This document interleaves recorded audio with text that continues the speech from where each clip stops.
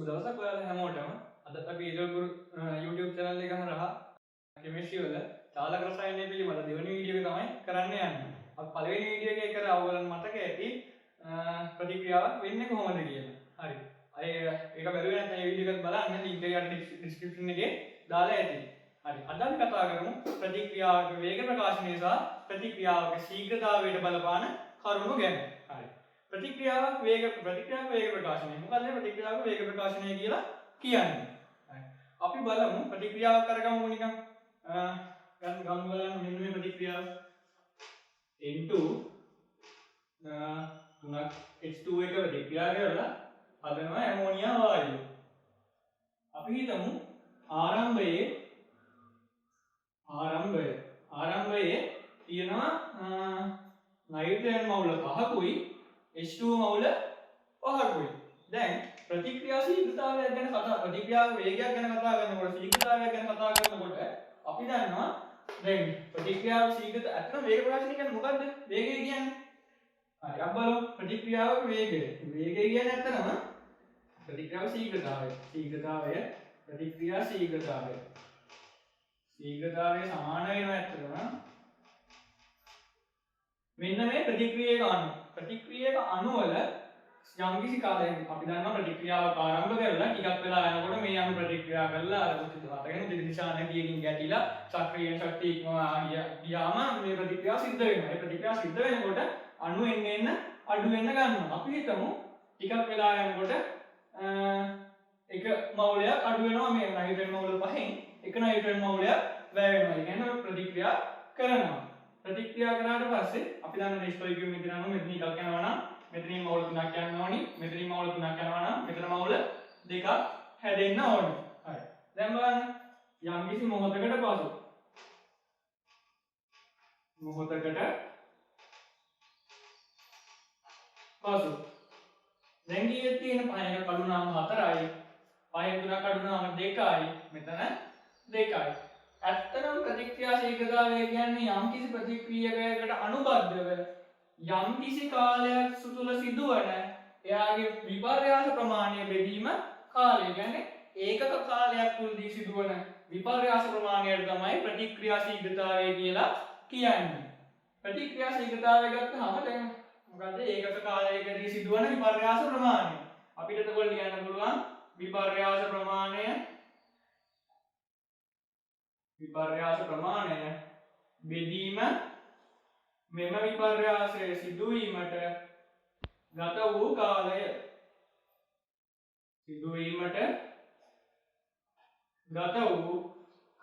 කියලා ලියන්න පුළුවන්. දැන් ඒත් ඕගලන්ට පේන ඇති දැන් මෙතන විපර්යාස ප්‍රමාණය 1යි. කියන්නේ 1 අනුවයි. දැන් අපි හිතමු t කාලයකට පස්සේ මේක උනේ කියලා. t කාලයකට පස්සේ වුණා නම් මෙතන වෙලා තියෙන අතරම n2 ගැන 1යි වෙනස් වෙලා තියෙන්නේ. 1 අනුවයි වෙලා තියෙන්නේ. කියන්නේ එකකින් වෙනස් වෙලා. t කාලයකට පස්සේ එක බෙදීම t කියලා ගමුකෝ. n2 ගේ ශීඝ්‍රතාවය n2 වැයවීමේ ශීඝ්‍රතාවය h2 බලන්න. h2 එක ගත්තම ඕගලන්ට පේනවා මොකද වෙලා තියෙන්නේ. 3ක් වෙනස් වෙලා තියෙනවා t කාලයකදී. එතකොට එන්න 3 බෙදීම t. දැන් පේනවා නයිට්‍රජන් ගේ H2 ගේ වෙනස් වීමේ ශීඝ්‍රතාවය. ඒ කියන්නේ වැය වීමේ ශීඝ්‍රතාවය වෙනස් වෙලා තියෙනවා. ඇයි මෙහෙම වුනේ? දැන් බලමු අපි හැදෙන ශීඝ්‍රතාවය. ඇත්තටම මෙතන මේ විපර්යාස ප්‍රමාණය ගන්නකොට මෙතන ඍණ ලකුණක් වැටෙනවා. ඒකට හේතුව ප්‍රතික්‍රියක තමයි වැය වෙන්නේ. ප්‍රතික්‍රියක වැය වෙනකොට යම්කිසි කාලයකට පසු වැය වීම සලකන්නේ ඩෙල්ටා සලකන්නේ කාලයකට පසු යම්කිසි කාලයකට පසු සාන්ද්‍රණය නැත්නම් වායු කලාපයෙන් පීඩනය සාන්ද්‍රණය අඩු කිරීම ආරම්භක සාන්ද්‍රණය. දැන් ඔයගලන්ට වෙනවා මෙතන ප්‍රතික්‍රියාවක වල ආරම්භක සාන්ද්‍රණය වැඩි කාලයකට පසු සාන්ද්‍රණය අඩුයි. ඒවනම් අඩු වේගයෙන් වැඩි අඩු කරාම එන්නේ ඍණ ගානක්. ඍණ ලකුණක් එනවා. ශීඝ්‍රතාවයේ ඍණ ලකුණක් එන නිසා අපි මොකද කරන්නේ? ඒ ඍණ ලකුණ ධන කරන්න අපි දානවා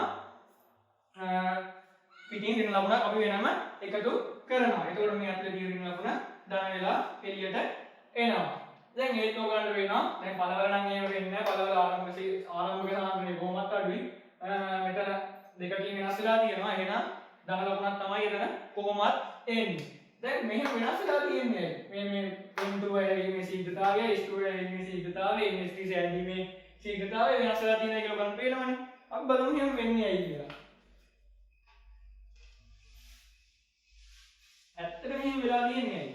එහෙම වෙලා තියෙන්නේ මේගොල්ලන්ගේ මෙන්න මේ ස්ටොයිකියෝමිතිය වෙනස් වෙලා තියෙනවා. දැන් අපි ආයෙම n2 වැයවීමේ ශීඝ්‍රතාවය වැයවීමේ ශීඝ්‍රතාවය හරි සාන්ද්‍රණය ඕලන පරිමාණයක නියතනම් මේකේ මූල ගානට අනුලෝම සමානුපාතික වෙනවා සාන්ද්‍රණය එහෙනම් අපිට මෙතන ලියන්න පුළුවන් 4 ඍණ 5 බෙදීම t කියලා ලියන්න පුළුවන්. ඒකෝට මේක ඍණ උත්තරයක් කියන ඍණ උත්තරයක් කියන නිසා අපි ඍණ ලකුණක් දානවා. එතකොට මෙතෙන් තියෙනවා ධන එක බෙදීම t කියලා. ඒ විදිහටම h2 එක ගත්තොත් එනවා h2 ගෙත් n එක h2 වෙනවා 3 බෙදීම t කියලා. n2 වෙනවා ns3 වෙනවා 2 බෙදීම t කියලා. 2 බෙදීම t කියලා යනවා. දැන් පේනවාද ඔයගොල්ලන්ට වෙනස් වෙලා තියෙන්නේ. මෙතන තියෙන ගුණය මෙතන තුනක් වෙලා. ඇයි එහෙම වෙලා තියෙන්නේ? මෙතන මේ ස්ටොයිකියෝමිතියට අනුව මේගොල්ලන්ගේ වැයවීමේ ශීඝ්‍රතාව වෙනස් වෙනවා. ඔය වෙනස් වීම අපි නැති කරගන්න පුළුවන් කොහොමද? ස්ටොයිකියෝමිතික අනුපාතය එයාගේ ඉස්සරහින් 1/3ක් විදියට ලියුවාම මේ තුන කැපිලා ඕගන්න වෙනවා මේකට සමාන වෙනයි කියලා. ඒ විදිහටම මෙතනක් දාන්න පුළුවන්. හරි අපි ඕක දැන් ns3 අපි ගත්තේ ප්‍රතික්‍රියාවනේ. අපි ඕක ගමු. දාශීය ප්‍රතික්‍රියාව කියන්නේ ප්‍රතික්‍රියාව විදියට normal කියන්නේ උදාහරණයක් විදියට ගමු. බලමු. a මේ සිම්පල් a කියන්නේ එයාගේ ස්ටොයිකියෝමිතික අනුපාතය a කියන්නේ මූල ද්‍රව්‍ය. b සිම්පල් b කියන්නේ ස්ටොයිකියෝමිතික අනුපාතය ප්‍රතික්‍රියා කරලා cc dd මේ තියෙන ස්ටොයිකියෝමිතික අනුපාත. හරි. අපි බලමු a ගේ වැයවීමේ ශීඝ්‍රතාවය. a ගේ වැයවීමේ ශීඝ්‍රතාවය ලියනකොට අපිට ලියන්න වෙන්නේ a වැයවීමේ ශීඝ්‍රතාවය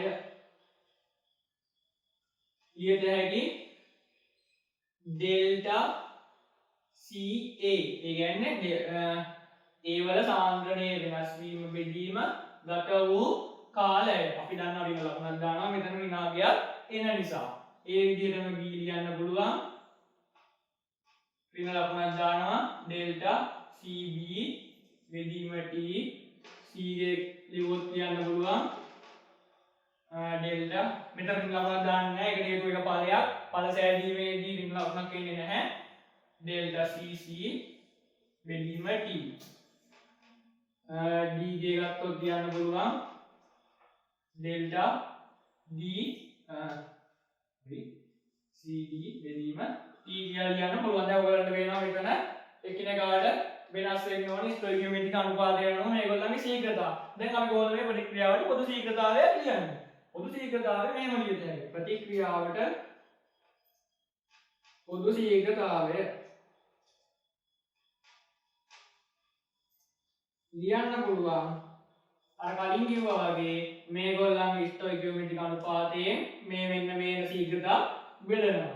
එතකොට එනවා 1 යට a බෙදීම ලියත හැකි 1 යට a විදිහට ඩෙල්ටා ca බෙදීම t. එතකොට මේවත් මේ වෙන බෙදුවම මේ යකේටම සමාන වෙනවා. ඩෙල්ටා cb t සමානයි මෙතන ඍණ ලකුණක් ඉන්නේ නැහැ. c ඒකට හේතුව ඔයගොල්ලෝ දන්නවා ඵල සෑදීමේදී ඍණ ලකුණක් අපි දාන්නේ නැහැ. ඩෙල්ටා cb බෙදීම t. හරි ඔය විදිහට තමයි එන ප්‍රතික්‍රියාවක පොදු ශීඝ්‍රතාවය නැත්නම් පොදු වේග ප්‍රකාශනය ලියන්නේ ඔන්න ඔය විදිහට තමයි අපි ලියන්නේ. හරි. මේක ඇත්තම කියනවා වේග ප්‍රකාශනය කියලා ප්‍රතික්‍රියාවේ වේග ප්‍රකාශනය ශීඝ්‍රතාව වගේම තමයි අපි වාස්ත කතා කරනවා ශීඝ්‍රතාව විදිහට වෙනම පෙළ හා සම්බන්ධ දෙයක්. ඒක අපිට ඊළඟ වීඩියෝ එකෙන් ඕගලන්ට බලා ගන්න පුළුවන් වෙයි. හරි. දැන් පේනවා ගන්න ප්‍රතික්‍රියාවේ වේග ප්‍රකාශනය ලියුවාම ඉන්නේ ඍණ 1 යට ඒ වාරයක් ඩෙල්ටා ca බෙදීම t ඔන්න මේ විදිහට ප්‍රකාශනයක් වෙනවා. මේ අධ්‍යයන සමානයි. ඉතින් ඔන්න ඔය තමයි ප්‍රතික්‍රියාවක වේග ප්‍රකාශනය කියලා කියන්නේ. හරි. දැන් මේකේ වේග ප්‍රකාශනය අතන වේග ප්‍රකාශනයේ වේග ප්‍රකාශනය වල අපි ගොඩක් අරගෙන තියෙන ශීඝ්‍රතා ප්‍රකාශනය අපි කතා කරනවා ඊළඟට. හරි. අපි බලමු දැන් ප්‍රතික්‍රියාවක ශීඝ්‍රතාවය ප්‍රතික්‍රියාවක් වෙනවා. ශීඝ්‍රතාවයක් තියෙනවා නම් ප්‍රතික්‍රියාවක් වෙන ඊට කලින් අපි කතා කරලා ඉන්න ඕනේ. දැන් මෙන්න මේ ප්‍රතික්‍රියාව වෙනකොට අපිට ආකාරයක් අඳින්න පුළුවන්. x අක්ෂයට ගන්නවා කාලය y අක්ෂයට ගන්නවා සාන්ද්‍රණය. ඒ කියන්නේ මෙන්න මේ ප්‍රතික්‍රියාවකේ වේගයයි පළවලයි සාන්ද්‍රණ අපි ගන්නවා. ඕගොල්ලන්ට පේනවා ආරම්භයේදී අනිවාර්යයෙන් මොකද්ද වෙන්න ඕන? ප්‍රතික්‍රියාවල සාන්ද්‍රණය වැඩිම වෙන්න ඕනේ. අපි හිතමු මේගොල්ලන්ගේ සමාන මවුල තියෙන වේගය කියලා. සම මවුල තියෙනවා නම් A ගේ සාන්ද්‍රණයක් සමාන වෙන්න ඕනි B ගේ සාන්ද්‍රණයක් සමාන වෙන්න ඕනි. ඊට පස්සේ අපි හිතමු A විශාලයි B කියලා. A විශාලයි B කියලා ඉතනකොට අපිට පේනවා ස්ටොයිකියෝමීටරය කාගේද වැඩි? A ගේ වැඩි. ඒ වගේම අපි හිතමු මෙතන C විශාලයි D කියලා හිතමු. එතකොට C ගේ ස්ටොයිකියෝමීටරය වැඩි D ට වඩා. අනිවාර්යෙන් දැන් ප්‍රතික්‍රියාව පටන් ගන්නකොට එහෙනම් A ගේ D ගේ මෙතනින් පටන් ගන්න ඕනි. C ගේ D ගේ පටන් ගන්න ඕනි ශූන්‍යයෙන්. ඒකට හේතුව මොකද්ද? ඵල ප්‍රතික්‍රියාව ආරම්භයේදී හැදෙන්නේ නැහැ. ප්‍රතික්‍රියාව වෙනකොට තමයි හැදෙන්නේ. මේ දින කාලයේ බිඳුව වන අවස්ථාවනේ. එතකොට සාන්ද්‍රණය ඵලවල බිඳුවයි. හරි. දැන් ප්‍රතික්‍රියාව වෙනකොට මොකද්ද වෙන්න ඕන? මේගොල්ලන්ගේ සාන්ද්‍රණ ක්‍රමයෙන් අඩු වෙන්න ඕන. හැබැයි අඩු වෙන සංගුණකයේ එකම සංගුණකයක්ද? එකම සංගුණකයක් නෙමෙයි. B අඩු වෙන අඩුවීමට වඩා A අඩු වෙන අඩුවීම වැඩි කියලා ඕගොල්ලන්ට පේනවා. හරි. අපි මුලින්ම අදිමු A ගේ. A ගොඩාක් අඩු වෙනවා. ඔන්න මේ විදියට යනවා. කොයි කොට වැරදුනා? මෙන්න මේ විදියට යනවා. ඒ විදියට B හැබැයි B ගේ අඩුවීම අපිට පේනවා A ගේ අඩුවීමට වඩා පොඩ්ඩක් අඩුයි. එහෙමනම් මෙන්න මේ විදියට යනවා. හරි. ඊට පස්සේ C ගේ D ගේ කොහොමද වෙන්නේ? මේ ඉන්නේ A නෑ මේ B මෙයා තමයි A. අපි බලමු C ගේ D ගේ කොහොමද වෙන්නේ කියලා. දැන් C වැඩි වෙන D ට වඩා එහෙනම් C හැදෙන ශීඝ්‍රතාවය වැඩි. C ගොඩාක් ඉක්මනට හැදෙනවා. C ඉක්මනට හැදෙනවා. D ට වඩා ටිකක් කිමින් තමයි හැදෙන්නේ. ඔන්න ඔය විදිහට අපිට සාන්ද්‍රණ කාල වක්‍රයක් අඳින්න පුළුවන්. මෙන්න මේ ප්‍රතික්‍රියාවක් දිහා බැලුවාම. හරි. ඊට පස්සේ අපි කතා කරමු ප්‍රතික්‍රියාවක ශීඝ්‍රතාවයට බලපාන කරුණු ගැන. දැන් ඔයගොල්ලෝ දන්නවා සමහර ප්‍රතික්‍රියා හරි ඉක්මනට සිද්ධ වෙනවා, සමහර ප්‍රතික්‍රියා ඉක්මනට සිද්ධ වෙන්නේ නැහැ. සමහර ප්‍රතික්‍රියා සිද්ධ වෙන්නේ උණු කරාම, සමහර ප්‍රතික්‍රියා සිසිල් කරන්නේ, සමහර ප්‍රතික්‍රියා උණු කරාම වේගයෙන් ගොඩක් ප්‍රතික්‍රියා වේගයෙන් සිද්ධ වෙනවා. සාමාන්‍ය මතන දාපවතින අපරණ අදාපවතින කරුණු ගැන. ප්‍රතික්‍රියාවක ශීඝ්‍රතාවය රඳා පවතින කරුණු. ශීඝ්‍රතාවය රඳා පවතින කරුණු. ප්‍රතික්‍රියාව ශීඝ්‍රතාවය රඳා පවතින්නේ මොනවා මතද? පළවෙනි හා වැදගත් මේක උඩක් වැදගත් මේක උෂ්ණත්වය. උෂ්ණත්වය මත රඳා පවතිනවා. ඊට පස්සේ ප්‍රතික්‍රියකවල සාන්ද්‍රණය.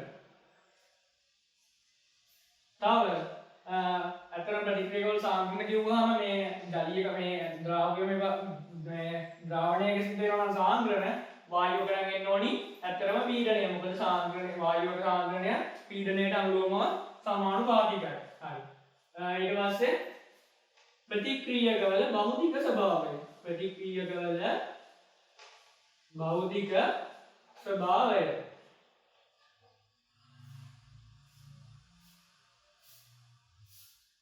තව මොකද තියෙන්නේ? හතරවෙනි එක.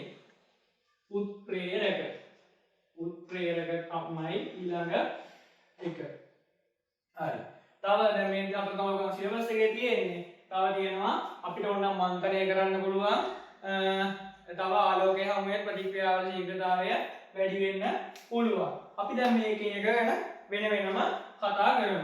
පළවෙනි එක ගමු උෂ්ණත්වය. කොහොමද උෂ්ණත්වය මත මේ ප්‍රතික්‍රියාව ශීඝ්‍රතාවය රඳා පවතින්නේ? දැන් ඔයාලා දන්නවා ප්‍රතික්‍රියාවක් වෙන්න නම් අනිවාර්යයෙන් මොකද්ද වෙන්න ඕන? අණු සංඝට්ටනය වෙන්න ඕන. ඒ සංඝට්ටනය වෙන අණු මොකක් වෙන්න ඕනේද?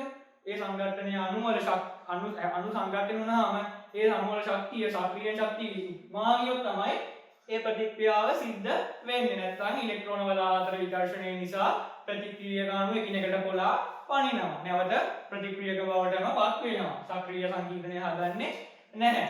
ඒ සක්‍රීය සංකීර්ණය හදන්න දෙන්න ඕන ශක්තියට තමයි අපි සක්‍රීය ශක්තිය කියලා කියන්නේ. හරි. උෂ්ණත්වය වැඩි කරනකොට ප්‍රතික්‍රියාවක ශීඝ්‍රතාවය වැඩි වෙනවා.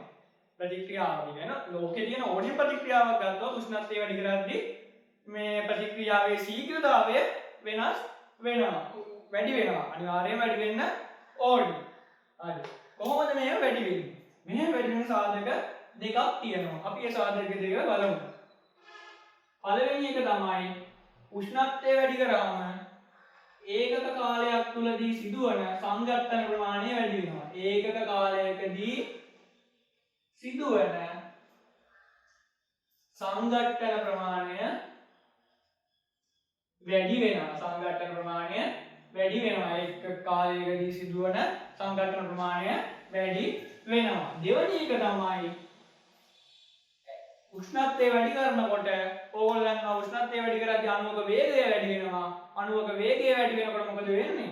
අනිවාර්යෙන් අණුවේ චාලක ශක්තියත් ඉහළ යනවා. ඒ කියන්නේ අණුවේ ශක්තිය ඉහළ යනවා. එතකොට ගැටෙන එතකොට චාලක ඉහළ යනකොට සක්‍රීය ශක්තිය ඉක්මවා යන ගැටුම් ප්‍රමාණය වැඩි වෙනවා. සක්‍රීය ශක්තිය ඉක්මවා යන අනුභාගය වැඩි වෙනවා. ඉක්මවා යන අනුභාගය වැඩි වෙනවා. අනුභාගය වැඩි වෙනවා කියන්නේ සක්‍රීය ශක්තිය ඉක්මවන අනුගණන වැඩි වෙනවා. සක්‍රීය ශක්තිය ඉක්මවන අනුගණන වැඩි වෙනවා කියන්නේ වැඩි වේශයෙන් ඵල හැදෙනවා. වැඩි වේශයෙන් වශයෙන් ඵල හැදෙනවා කියන්නේ එතකොට ශීඝ්‍රතාවය වැඩි වෙනවා. හරි. ඒක කාලයකදී සිදුව සංඝට්ටන ප්‍රමාණය වැඩි වෙන්නේ කොහොමද? දැන් අපි උෂ්ණත්වය වැඩි කරොත් එහෙම ඒ උෂ්ණත්වයට වේගය උෂ්ණත්වයට අනුලෝම සමානුපාතික නිසා උෂ්ණත්වය වැඩි කරද්දී වේගය වැඩි වෙනවා. වේගය වැඩි වෙනකොට ඒක කාලයක් තුළදී අර අණු අතර ඇති වෙන සංඝට්ටන ප්‍රමාණය වැඩි වෙනවා. දෙවෙනි එක ගත්තාම සක්‍රීය ශක්තිය ඉක්මවා යන අනුභාගය වැඩි වෙනවා කියන්නේ අණු අතර ගැටීම් සිද්ධ වෙනකොට අතර උෂ්ණත්වය වැඩි කරාම මේ අණු වල චාලක ශක්තිය ඉහළ යනවා. චාලක ශක්තිය ඉහළ ගියාම උෂ්ණත්වය වැඩි වුණාම උෂ්ණත්වය වැඩි වුණාම චාලක ශක්තිය ඉහළ යනවා. ඒ චාලක ශක්තිය ඉහළ ගියාම සක්‍රීය ශක්තිය ඉක්මවා යන අනුභාගය වැඩි වෙනවා. අපිට ඕක පැහැදිලි කරන්න පුළුවන් අපි දන්න වක්‍රය පාවිච්චි කරලා. මෙයාව අපිට හම්බෙන්නේ වායු පාඩුවේ. මේ අතර ගත්තොත් ශක්තිය මේ අතර ගත්තොත් යම්කිසි වේගයක් සහිත අනුභාගය යම්කිසි වේගයක් සහිත අනුභාගය. මේකට අපි කියනවා මැක්ස්වෙල් බෝල්ට්ස්මාන් වක්‍රය කියලා. මැක්ස්වෙල් බෝල්ට්ස්මාන් වක්‍රය ඔන්න ඔය විදිහට තමයි යන්නේ. අපි හිතමු මේ යම්කිසි ප්‍රතික්‍රියාවක සක්‍රීය ශක්තිය තියෙන්නේ මෙන්න මෙතනයි කියලා. මෙතන තමයි තියෙන්නේ සක්‍රීය ශක්තිය. මේ අතන මේ ප්‍රස්ථාරයට වර්ගඵලයෙන් කියවෙන්නේ පවතින අනුගණන සක්‍රීය ශක්තිය ඇති අනුගණන ඊටත් සක්‍රීය ශක්තිය මෙතන තියෙනවා නම් මෙන්න මෙතනින් එහාට තියෙන අණු වලට තියෙන සක්‍රීය ශක්තිය ඉක්ම වූ ශක්තිය. ඒ කියන්නේ එන්නේ අණු වලින් තමයි ප්‍රතික්‍රියාව සිද්ධ වෙන්නේ. මේ පැත්තෙන් තියෙන අණු වලින් නෙමෙයි මේ පැත්තේ සිදුවන මේ පැත්තෙන් අර සක්‍රීය ශක්තිය ඉක්මවා නොයන ගැටුම් වලින් ගැටුම් තියෙන මේ පැත්තේ සක්‍රීය ශක්තිය ඉක්මවා ගිය ගැටුම් සිද්ධ වෙන්නේ මෙන්න මේ අණු වලින්. හරි. දැන් උෂ්ණත්වය වැඩි කරනවා. අපි හිතමු මේ T1 උෂ්ණත්වයේදී කියලා අපි ගමු T2 කියලා උෂ්ණත්වය T1 ට වඩා වැඩි. T2 කියලා උෂ්ණත්වය. එතකොට ඔයගොල්ලෝ දන්නවා මැක්ස්වෙල් බෝල්ට්ස්මාන් වක්‍රයේ මේ ශීර්ෂය පොඩ්ඩක් පාත් වෙලා මැක්ස්වෙල් බෝල්ට්ස්මාන් වක්‍රයේ ලකුණු පැත්තට නැඹුරු වෙනවා. මෙන්න මේ විදිහට නැඹුරු වීමක් සිද්ධ වෙනවා. එතකොට ඔයගොල්ලෝ කියනවා යම්කිසි වේගයක් ඇති අනුභාගයේ ශක්තිය වැඩි අනුභාගයේ වැඩි වෙලා තියෙනවා පැත්තට නැඹුරු වුණාම. දැන් සක්‍රීය ශක්තිය වෙනස් වෙන්නේ නැහැ. සක්‍රීය ශක්තිය තියෙන්නේ මෙතනමයි. මේ තියෙන T2 උෂ්ණත්වයේදී දැන් ඔයගලන්ට පේනවා මෙන්න මේ වර්ගඵලය ගත්තාම මේ වර්ගඵලය මොකක් වෙලා තියෙනවද? වැඩි වෙලා තියෙනවා අර T1 උෂ්ණත්වයේ වර්ගඵලයට වඩා. ඒ කියන්නේ T1 උෂ්ණත්වයේදී තියෙන සක්‍රීය ශක්තිය ඉක්ම වූ අනුභාගයට වඩා T2 උෂ්ණත්වයේ තියෙන සක්‍රීය ශක්තිය ඉක්ම වූ අනුභාගය වැඩි වෙලා තියෙනවා. එහෙනම් එතකොට සක්‍රීය ශක්තිය අනුභාගය වැඩි වෙනවා. ඒ කියන්නේ ප්‍රතික්‍රියාවේ ශීඝ්‍රතාවය එන්නම වැඩි වෙනවා. හොඳට මතක තියාගන්න. ඕනිම ප්‍රතික්‍රියාවක සක්‍රීය ශක්තිය ඕනිම ප්‍රතික්‍රියාව උෂ්ණත්වය වැඩි කරනවා නම් අනිවාර්යෙන් මේ ප්‍රතික්‍රියාවේ ශීඝ්‍රතාවය වැඩි වෙනවාමයි. හරි. අපි බලමු දැන් උෂ්ණත්වය ගැන කතා කරන්නේ. අපි බලමු දැන් කොහොමද ප්‍රතික්‍රියකවල සාන්ද්‍රණය මේකට බලපාන්නේ කියලා. සාන්ද්‍රණය ප්‍රතික්‍රියකවල සාන්ද්‍රණය ප්‍රතික්‍රියකවල සාන්ද්‍රණය. හරි. සාන්ද්‍රණය කියලා කියන්නේ මොකද්ද? ඒකක පරිමාවක් තුල පවතින අණු ගණන. ඒකක පරිමාවක් තුල පවතින අණු ගණන. අපි ගමු මෙන්න මෙහෙම භාජනයක්. මෙයාගේ සාන්ද්‍රණය C කියලා ගමු C1 කියලා. එතකොට C1 කියන සාන්ද්‍රණයේදී අණු තියෙනවා මෙන්න මේ විදිහට. ඔන්න මේ විදිහට අණු තියෙනවා. ඕගොල්ලෝ දන්නා මේ අණු තලයෙන් තමයි පවතින්නේ. හරි. අපි තව සාන්ද්‍රණයක් ගමු C2 කියලා. C2 කියලා ගමු මේ C1 කියන සාන්ද්‍රණයට වඩා C2 කියන සාන්ද්‍රණය වැඩි. එතකොට C2 කියන සාන්ද්‍රණය වැඩි කියන්නේ මේ එක්කෝගෙම තියෙන එකම පරිමාව සමානයි. හැබැයි සාන්ද්‍රණය වෙනස්. පරිමාව සමාන සාන්ද්‍රණය වෙනස් කියන්නේ මවුල ගණන වෙනස්. මවුල ගණන කියන්නේ සාන්ද්‍රණය වැඩි වෙනකොට මවුල ගණනත් වැඩි වෙනවා. පරිමාව නියත නිසා මවුල ගණන වැඩි වෙනවා කියන්නේ අණු ගණනත් වැඩි වෙනවා. එතකොට අණු මෙන්න මේව ළඟින් තියෙනවා. දැන් ඔයගොල්ලන්ට පේනවා මේ මෙන්න මේකේ තියෙන ඒකක පරිමාවක තියෙන අණු ගණන වැඩි වෙනවා. සාන්ද්‍රණය වැඩි වී ප්‍රතික්‍රියකවල සාන්ද්‍රණය වැඩි වීමේදී ඒකක පරිමාවක් තුල පවතින අණු ගණන වැඩි වෙනවා. ඒකක පරිමාවක් තුල පවතින අණු ගණන වැඩි වෙනකොට ඒකක කාලයකදී සිදුවෙන ගැටුම් ගණන ඉහළ ගිහිල්ලා එතකොට මොකද වෙන්නේ? ගැටුම් ගණන ඉහළ ගියාම ගැටුමක් වෙනවා. ඒ කියන්නේ ප්‍රතික්‍රියාවක් වෙන්න තියෙන නැඹුරු වීමක්. එතකොට ප්‍රතික්‍රියාවේ ශීඝ්‍රතාවය වැඩි වෙනවා. හොඳට මතක තියාගන්න. සාන්ද්‍රණය වැඩි වුණා කියලා සක්‍රීය ශක්තියේ වෙනසක් සිද්ධ වෙන්නේ නැහැ. සක්‍රීය ශක්තිය ඉක්මවා යන අනුභාගය වැඩි වෙන්නේ අර වැඩි වීම අර උෂ්ණත්වයේ මේක තරම් නැහැ. ඒ කියන්නේ වැඩි වෙන්නේ නැහැ. වැඩි වෙනස් වෙන්නේ ඒක කාලයක් තුළදී සිදුවන ඒකක පරිමාව සිදුවන ගැටුම් ගණන විතරයි. අන්න ඒකෙන් තමයි ප්‍රතික්‍රියකවල සාන්ද්‍රණය වැඩි කරද්දී මේ ප්‍රතික්‍රියාවේ ශීඝ්‍රතාවය ඉහළ යන්නේ. ඒ විදිහටම තමයි වායුවක නම් මොකද්ද? වායුවක නම් පීඩනය. ප්‍රතික්‍රියකවල පීඩනය වැඩි වෙනවා කියන්නේ පීඩනයක් සමානුපාතික වෙනවා ඒක පරිමාව තියෙන අණු ගණනට. අණු ගණන වැඩි වෙනකොට පීඩනය වැඩි වෙනවා. ඒ කියන්නේ පීඩනය වැඩි වෙනකොට අණු ගණනක් වැඩි වෙන්න ඕනේ. එහෙනම් අණු ගණන පීඩනය වැඩි කරන්න ඒක පරිමාවක තියෙන අණු ගණන වැඩි වෙනවා. අණු ගණන වැඩි වෙනකොට ඒක පරිමාවක් තුළ එක කාලයකදී සිදුවන ගැටුම් ගණන ඉහළ යනවා. එතකොට ප්‍රතික්‍රියාවේ ශීඝ්‍රතාවය ඉහළ යනවා. හරි. දැන් ඕකනේ දෙවෙනි එක. අපි බලමු තුන්වෙනි එක. මොකද තුන්වෙනි එක? ප්‍රතික්‍රියාවක ප්‍රතික්‍රියකවල භෞතික ස්වභාවය. තුන ප්‍රතික්‍රියකවල භෞතික ස්වභාවය. භෞතික ස්වභාවය කියන්නේ මොකක්ද? දැන් හිතන්න ඝන ප්‍රතික්‍රියකයක් ගන්නවා.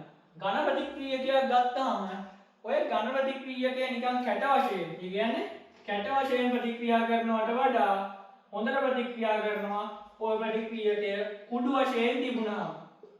කුඩු වශයෙන් තිබුණාම හොඳට ප්‍රතික්‍රියා කරනවා. ඒ කියන්නේ ප්‍රතික්‍රියා ශීඝ්‍රතාවය කුඩු වශයෙන් තිබුණාම වැඩි. ඇයි එහෙම වෙන්නේ? කැට වශයෙන් තියෙනකොට තියෙන පුෂ්ටික ක්ෂේත්‍රඵලයට වඩා කුඩු වශයෙන් තියෙනකොට තියෙන පුෂ්ටික ක්ෂේත්‍රඵලය වැඩි. පුෂ්ටික ක්ෂේත්‍රඵලය වැඩි වෙනකොට අර ගැටුම් ගන්න වගේම තමයි උඩට ප්‍රතික්‍රියාව හොඳට සිද්ධ වෙනවා. හොඳට සිද්ධ වෙලා මේ ප්‍රතික්‍රියාවේ ශීඝ්‍රතාවය ඉහළ යනවා. ඊට පස්සේ හතරවෙනි එක උත්ප්‍රේරක. අපි දන්නවා ප්‍රතික්‍රියාව ශීඝ්‍රතාවය ඉහළ යවන්නම තමයි උත්ප්‍රේරක පාවිච්චි කරන්නේ. උත්ප්‍රේරක ප්‍රතික්‍රියා ශීඝ්‍රතාවය ඉහළ යවන්න අපි පාවිච්චි කරනවා උත්ප්‍රේරක. උත්ප්‍රේරකයක් ගත්තාම උත්ප්‍රේරකයක් කියන්නේ මොකක්ද? ප්‍රතික්‍රියාවකට සහභාගී වෙන්නේ නැහැ මේ උත්ප්‍රේරකය කියන්නේ. ඇත්ත වශයෙන්ම උත්ප්‍රේරකයෙන් කරන්නේ අපි හිතමු මෙන්න මෙහෙම ප්‍රතික්‍රියාවක් තියෙනවා. මේක ප්‍රතික්‍රියා ඛණ්ඩාංගය මේක ශක්තිය මෙතන ගමු AB ප්‍රතික්‍රියා කරනවා. AB ප්‍රතික්‍රියා කරලා ඉවර වෙලා හදනවා සංයෝගයක් C කියලා. එතකොට මේ තියෙන අපි දන්නවා මොකද්ද මේ? ඉදිරි ප්‍රතික්‍රියාවේ සක්‍රීය ශක්තිය ඉදිරි ප්‍රතික්‍රියාවේ සක්‍රියන ශක්තිය. හරි. ඔය උත්ප්‍රේරකයක් නැති වුණාමනේ උත්ප්‍රේරකයක් දැම්මහම වෙන්නේ ප්‍රතික්‍රියාව මේ මාර්ගයෙන් ගෙනියන්න නැතුව වෙනත් මාර්ගයකින් අරන් යනවා සක්‍රියන ශක්තිය අඩු. සක්‍රියන ශක්තිය අඩු වෙනස් මාර්ගයකින් ගෙනියනවා කියන්නේ ප්‍රතික්‍රියාවේ යාන්ත්‍රණය වෙනස් වෙනවා. ඒ කියන්නේ මෙන්න මෙහෙම අරන් යනවා. ඒ කියන්නේ මෙන්න මේ වගේ තැනකදී සක්‍රිය ශක්තිය ගොඩක් අඩු. මේ වෙනවා සක්‍රිය ශක්තිය අඩුයි. සක්‍රිය ශක්තිය අඩු වෙනත් මාර්ගයක් ඔස්සේ ප්‍රතික්‍රියාව ගෙනියනවා. උත්ප්‍රේරක ඇති විට සක්‍රියන ශක්තිය ඕලන්ට වෙනවා මේක E1 කියලා ගමු මේක E2 කියලා ගමු. E1ට වඩා E2 ගොඩක් අඩුයි. ඒ කියන්නේ සක්‍රිය ශක්තිය අඩු වෙනවා කියන්නේ සක්‍රිය ශක්තිය අඩු මාර්ගයක් කරා ගෙනියනවා කියන්නේ සක්‍රිය ශක්තිය ඉක්ම වූ අනුගණන වැඩි වෙනවා. එතකොට ප්‍රතික්‍රියාව හොඳින් සිද්ධ වෙනවා. මෙන්න මේක තමයි උත්ප්‍රේරකයක් මගින් කරන්නේ. ඇත්තටම උත්ප්‍රේරකයක් ප්‍රතික්‍රියාවකදී රසායනික වෙනස් වෙන්නේ නැහැ. හැබැයි උත්ප්‍රේරකයක් ප්‍රතික්‍රියාවකදී භෞතික වශයෙන් වෙනස් වෙන්න පුළුවන්. කැට වශයෙන් දාපු එකක් ද්‍රාවණයක් විදිහට තියෙන්න පුළුවන්. එතකොට හැබැයි හොඳට මතක තියාගන්න උත්ප්‍රේරකයක් රසායනික ප්‍රතික්‍රියාවක රසායනික වෙනස් වෙන්නේ නැහැ. වෙනස් වෙන්නේ භෞතිකව පමණයි.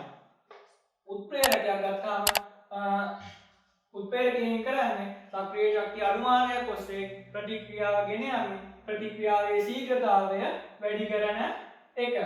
ඇත්තටම අපිට දැන් උත්ප්‍රේරක ගත්තාම උත්ප්‍රේරක වලට පුළුවන් දැන් උත්ප්‍රේරක වලට දානවා